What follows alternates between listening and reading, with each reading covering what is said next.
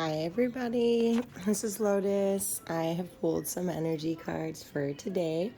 I'm just trying to get a basic feel out there. This is one of my first posts officially, so I hope that it resonates with somebody out there or, gives you a silver lining to look at.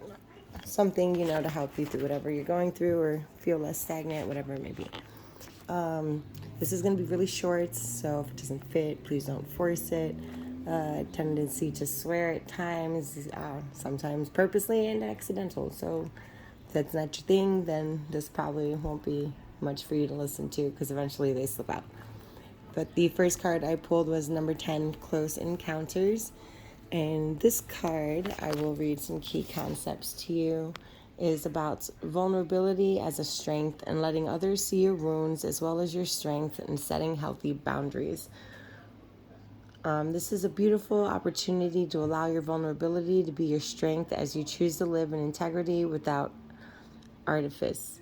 Even if your work life, this mode of connection allows you to be truly present. When you live this way, everything and everyone thrives, and you have no need to defend yourself when you're being truly and utterly you. Empowered by your raw openness and willingness to be seen in this way, your close encounters will not fail you. This is much to celebrate when you stand eye to eye and shoulder to shoulder, sharing your heart. A lot of this talks about not being alone, us not being meant to be alone. And there's times where we go through things in life, a lot of different experiences, close encounters, that will kind of make or break how you go about other experiences after that. You don't want every bad experience to set the bar that everything in relevance to that experience particularly is always going to end up bad. That we do go through cycles and sometimes they can take forever. We don't want to be stuck in that mentality, and we don't want to cage ourselves. We don't want other people to make us feel caged by holding our emotions against us. So just something to think about.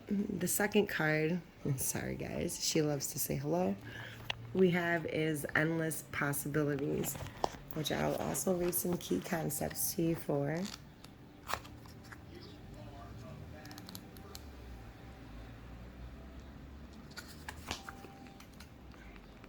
Sorry guys. Unlimited potential, moving beyond limited beliefs and the filter of an unhealed past, using your awareness and to discern what is possible and having the courage to leap beyond even that.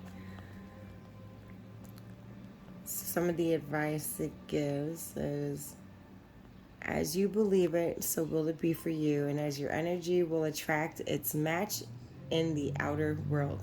So kind of what you give power to also has power over you, right?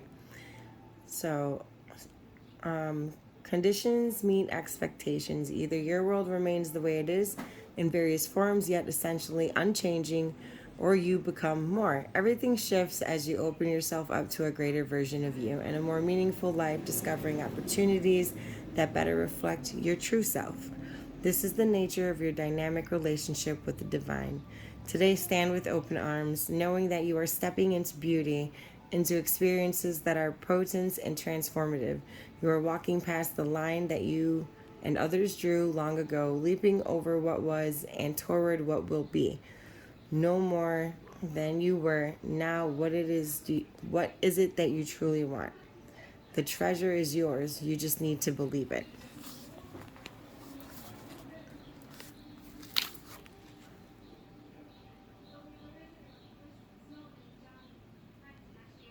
So, I guess for me,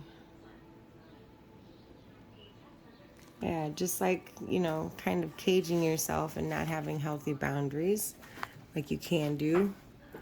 When you don't have limitations of your mind and when you're not standing in your own way, the possibilities are endless. You can literally go from damn near poor to almost rich or substantially comfortable and find ways to build and maintain that no matter how far down you've fallen. And it can take a lot of patience, but there's no reason to believe that it's not possible. Everybody deserves greatness. Everybody deserves a happiness. And it's within us that we have to we have to want it. And if you want it, then you have to work for it, and you have to sacrifice for it, and you have to be humble about it, and you have to look at all of the parts of you, the good, bad, and the ugly, and really come to an understanding about yourself of who you are, who you were, and who you want to be. But don't let anything make you feel like you're going to be stuck there. No one is ever stuck. It's just so easy to feel that way. Third and final card, the land in between. Now this card, number 40, I will read you some key concepts. I actually really like this card. I resonated with a whole lot. All right, so being between worlds, learning to be okay while at the threshold of what was and what will be, a time waiting and evolving, gray areas, something essential yet still in development, a metamorphosis. The process in between worlds is where things get really interesting. You learn how to grow, how to manage your fear, how to stay present in the now, and how to see in the dark. You absorb the lessons offered to you with grace because you can't go for any faster. This is the real test of emotional fortitude, patience, trust, and humility. Once you have made this no man's land your home, it will be a part of you. And whatever it was you set in motion comes to life. This is what you've been waiting for. When you look back, you will grow to love the place in between, for that is where you were reborn. And I'd like to think, this focuses on a lot of times when we hit tower moments, when we are thinking about leaving a job, a person, moving out of a home, a family member, a friend, it doesn't matter who. But when the energy don't sit right, you have to do something about it. And you can either get up and do it yourself, or the divine will shake it up for you. Your higher power, God, whatever you want to call it. No disrespect, I've actually come to grow quite fond being in between worlds because it's a sign that I'm always in transformation, that I'm always growing. It is severely uncomfortable, and some days I have to really stay away from people, and other days I hella miss them, and I'll go out, and then after that I'm tired. And there's a lot of things that can be going on in your life to put you in between, a rock and a hard place, not knowing where to go. And I like that this has some bridge work built in here, because when you're in between worlds and transformation, and if you do it right and you do it patiently with yourself and you're honest, really honest with yourself, you can have bridges between all the worlds that you are interconnected in, because we're all a part of a divine consciousness. Sleeping kitties. Oh, yes. But, we're also going through an individual experience. And that's why some of us can finish sentences, and I'm babbling, I'm sorry. But you feel my drift, You guys, we can make the changes that we want to make to improve our lives. We don't have to be stuck in between worlds. We don't have to be stuck anywhere. Not in our minds, not physically.